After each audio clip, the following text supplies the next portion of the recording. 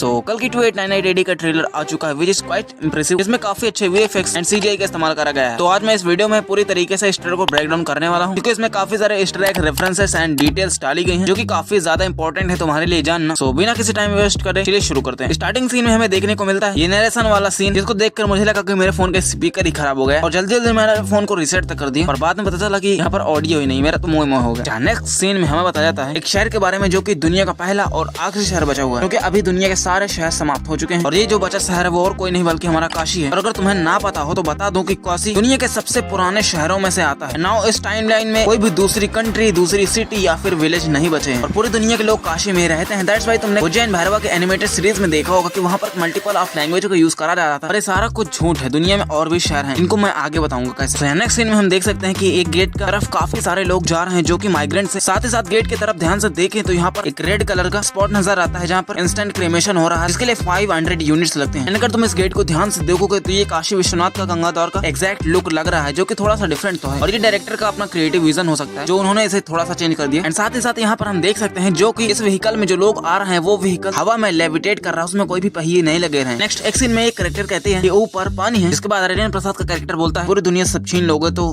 सब कुछ तो होगा ही, विच मींस ये कोई हायर सिविलाइजेशन है जो कि अर्थ के रिसोर्सेज को कब्जा करके अर्थ के ऊपर रहने लगे हैं, जो कि बहुत ही ज्यादा पावरफुल है, जिसे लोगों ने कॉम्प्लेक्स का नाम दिया है। इन लोगों ने अर्थ से सब कुछ छीन लिया है, मतलब इनके पास पानी भी है, खाने पीने के लिए भी है, और यहाँ पर हरियाली वगैरह भी है। यहाँ पर इस सीन में हमें जो वैली देखने को मिलती है प्रोबेबली गंगा जी की वैली है, क्योंकि गंगा जी सूख चुके हैं, तभी वहाँ पर रास्ता बनाया जा चुका है। नेक्स्ट सीन में एक बंदा कॉम्प्लेक्स के बारे में जिक्र करता है, यही सब कुछ है। मींस ये ऑर्गेनाइजेशन, ये ग्रुप वही ग्रुप है जो कि धरती के सभी रिसोर्सेज को छीना हुआ है, इसको रूल करता है सुप्रीम यास्कीन, जो कि प्रोबेबली कमल हासन का कैरेक्टर होने वाला है। नेक्स्ट सीन में राया अमिताभ बच्चन यानी अश्वत्थामा के कैरेक्टर से बोलती है तुम सबको बचा सकते हो, पर वो इसके बदले में कहता है कि मैं सिर्फ एक को बचाऊंगा। तुम समझ ही सकते हो कि वैसा क्यों कहता है, वो केवल और केवल की अवतार को ही बचाएगा, क्योंकि वही सबका उद्धार करने वाले हैं, बाकी सब तो नकारा। नेक्स्ट इस सीन में जब भी बंदा कपड़ा को हटाता है, यहाँ पर हमें धनुष और कुछ स्क्रिप्चर्स देखने को मिलते हैं, जिसके बारे में बताया जाता है कि ये 6000 साल पहले के, तो प्रोबेबली हो सकता है कि ये किसी पावरफुल एंटिटी लाइक अर्जुन या फिर कर्ण का धनुष हो। मेरे हिसाब से ये कर्ण का ही धनुष हो सकता है, जिसको भगवान परशुराम ने उन्हें दिया था, जिसका नाम है विजय धनुष। क्योंकि मूवी में परशुराम जी भी दिखने वाले हैं, एंड ये इतना पावरफुल इसीलिए है क्योंकि इसको यूज करने वाला कोई भी किसी भी बैटल में हारा नहीं सकता। यहीं पर इस वाले सीन में जब ये बंदा बोलता है कि ये 6000 साल पहले इस ऊर्जा को महसूस किया गया था, तो मेरे हिसाब से शायद वो इन वेपन्स के बारे में बात नहीं कर रहा था, बल्कि वो अश्वत्थामा की मणि के बारे में बात कर रहा था, क्योंकि 6000 साल पहले महाभारत हुई थी और वहीं पर कृष्ण भगवान ने उसकी मणि को छीन लिया, जिसके बाद से आप कलयुग में जाकर उसे अपनी मणि वापस से मिली है और उसी की एनर्जी को वो भांप लेते हैं। जहाँ नेक्स्ट सीन में एक पौधा उगते हुए दिखाया जाता है, जो कि सभी के लिए एक उम्मीद की किरण बनता है, क्योंकि धरती पर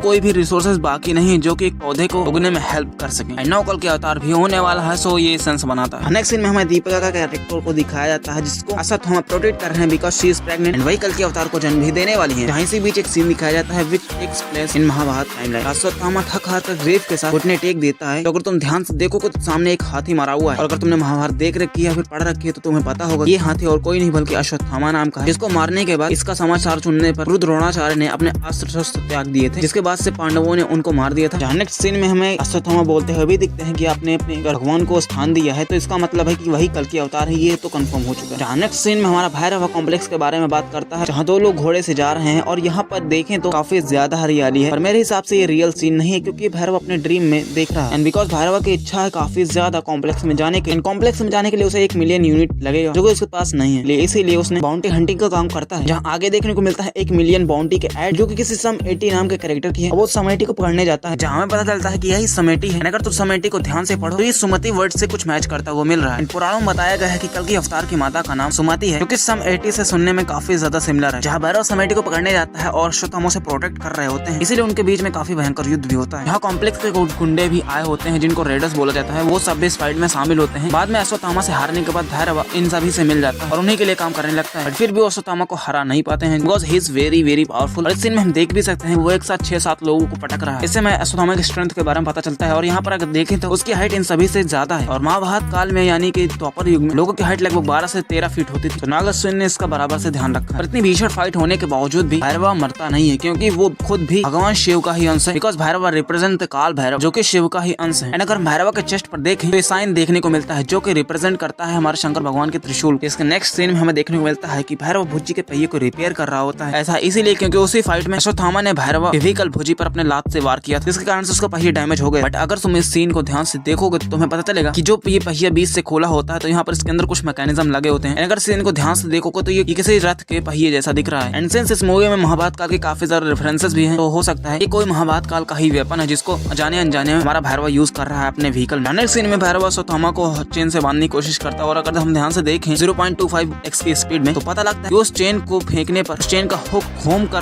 खुद से अटक जाता है। उसे पता लगता है कि मेकर्स ने काफी अच्छी डिटेल्स और एफर्ट डाले। आगे सेकंड लोकेशन का कुछ दूसरा सीन देखने को मिलता है जहाँ कुछ लोग अपने पुराने रिचुअल्स को फॉलो कर रहे हैं। एंड ये जगह उस जगह से काफी डिफरेंट है। तो ऐसा इसीलिए क्योंकि काशी दुनिया का ही आखिरी शहर नहीं था, बल्कि इसके अलावा भी अभी कई और शहर मौजूद हैं जो कि दुनिया की नजरों से हिडन है। एंड दैट्स व्हाई मैंने शुरू में ही कहा था कि ये सारी बातें गलत है। सभी सिटीज जो बची हुई वो वाकांडा की तरह ही दुनिया से छिपी हुई है, क्योंकि टेक्नोलॉजिकली काफी ज्यादा एडवांस है। क्योंकि हम इनके हाथों में नैनोटेक से बनी हुई शील्ड भी देख। जिसके बाद यहाँ पर देखा जाता है कि रेडर्स पहाड़ी पर हमला कर रहे हैं जिसके ऊपर शील्ड लगी हुई है। और नेक्स्ट सीन में जहाँ पर देखें ये जगह पहाड़ों से घिरी हुई है। मींस ये संभाला जहाँ पर भगवान कल्कि का जन्म होना है। क्योंकि पुराणों में बताया गया है कि संभाला हिमालय के पहाड़ों पर कहीं पर स्थित है, क्योंकि वाकांडा की तरह ही दुनिया से हिडन होगी। जहाँ लास्ट सीन आता है इस ट्रेलर का जिसमें हमें कमाल हसन के कैरेक्टर को इंट्रोड्यूस करा जाता है, जो कि देखने में डेडपुल की तरह ही काफी ज्यादा भयानक लग रहा है, जिसके माथे पर अभी कट भी लगा हुआ। That's it for this video. अगर तुम्हें वीडियो पसंद आई हो तो लाइक करना है, चैनल को सब्सक्राइब जरूर करना। मिलते हैं